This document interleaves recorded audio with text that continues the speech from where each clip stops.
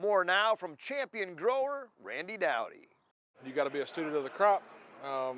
Several things that are no-brainers. The low-hanging fruit, so to speak, of things that farmers can do is double inoculate those beans. They can do a seed treatment inoculant with a fungicide and insecticide.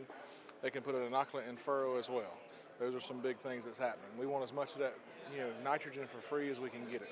I don't care if your rotation is beans, beans, beans, beans, beans. I'm going to double inoculate those beans every year based on the nitrogen demand for the high yields we covet.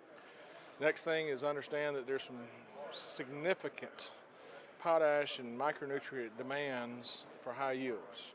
So now looking at the tissue samples will teach you that there's a lot more demand that's needed than what's understood.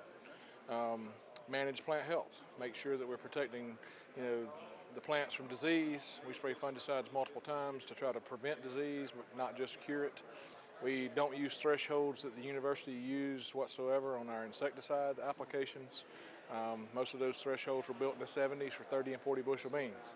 We're not interested in 30, 40 bushel beans. We're interested in, making sure we're controlling some of the things that's our factory. And if I don't want the insects eating and feeding on the leaves. Irrigation.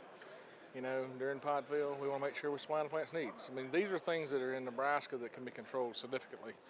And I think that's a proactive approach. One thing you talked about was, anymore everybody's got the yield maps coming off the combine, but correlating that back to then when you're planting and That's looking right. at the data, matching those maps up. I think, certainly most everybody's got the opportunity to do that, but I don't know that people follow through. And that's an easy one too. There again, talking about low-hanging fruit, figuring out how to use that stuff so it does something for you. I understand. I mean, you got to have data to make decisions. I don't like to hope what's going on. I like to know what's going on. And data helps me make decisions. We plant with GPS.